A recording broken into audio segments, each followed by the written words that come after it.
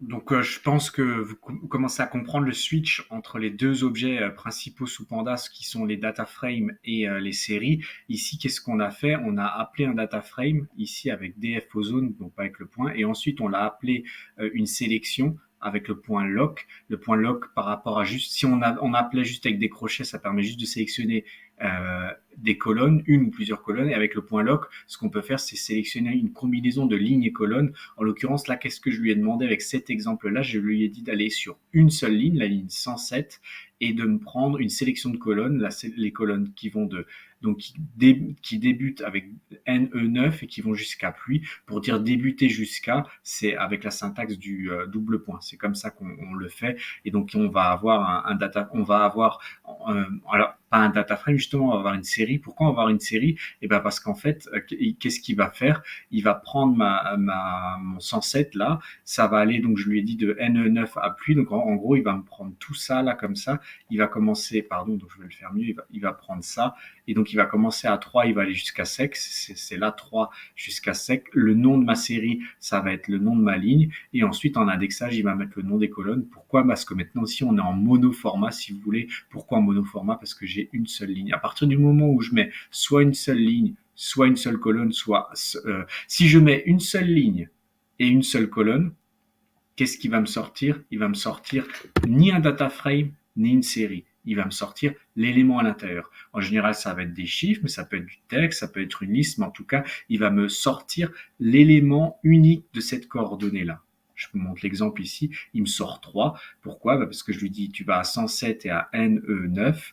Donc, si je lui renseigne une seule ligne et une seule colonne, il va me sortir une seule cellule dans le cas où mes labels sont uniques. C'est pour ça que je conseille vraiment d'avoir des noms de colonnes uniques et des noms d'index uniques. Voilà un petit peu l'idée. Si par contre, je lui donne une sélection de cette manière-là, par exemple, là, je dis que tu vas de 107 à 112, à ce moment-là, il va avoir plusieurs lignes et une seule colonne. Qu'est-ce que ça va générer comme objet?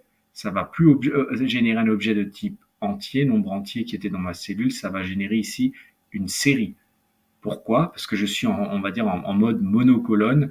Il va me sortir tout ce qui est en NE9 de la ligne 107 à 112. Donc il va aller de 107 à 100. Ah oui, pardon, j'ai mis 112, mais c'est 111 la dernière, mais c'est pas grave, hein, il va jusqu'à où il peut.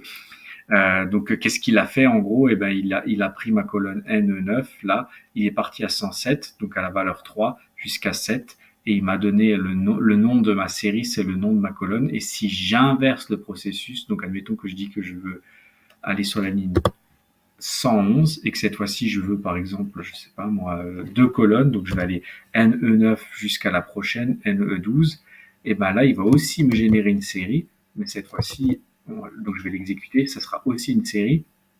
Qu'est-ce qu'il me dit? Ah oui, c'est pas comme ça, hein, c'est nom de la colonne, deux points, nom de la deuxième colonne, deux points. Sinon, ça n'a pas de sens.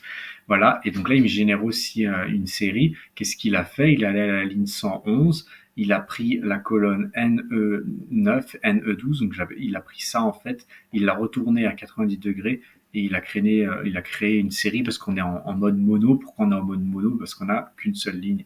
Et donc, la dernière chose qu'on peut faire pour générer, et cette fois-ci, ça va forcément générer des data frames, c'est au lieu de sélectionner soit une seule ligne et une colonne, soit une seule ligne, plusieurs colonnes, ou soit plusieurs lignes, une colonne, c'est de sélectionner plusieurs lignes et plusieurs colonnes. Et donc, on peut le faire avec la syntaxe des doubles points. Et je vous montrerai après dans la dernière vidéo qu'il y a une autre syntaxe qui est que vous allez forcément devoir utiliser parce qu'il y a une limite avec les deux points, mais vous allez la comprendre très facilement. Donc là, imaginons que je dis, je commence à 100 et que je vais à la fin, jusqu'à 111. Là, ici, dans ce cas-là, qu'est-ce qui va me générer comme objet? Il va me générer un objet data frame. Pourquoi? Parce que là, je vais être en deux dimensions. Je vais avoir plusieurs lignes et plusieurs colonnes. Donc je le sais même avant l'exécution que ça va être un data frame. Habituez-vous à ça avec Pandas, de savoir qu'est-ce qui va vous sortir comme élément.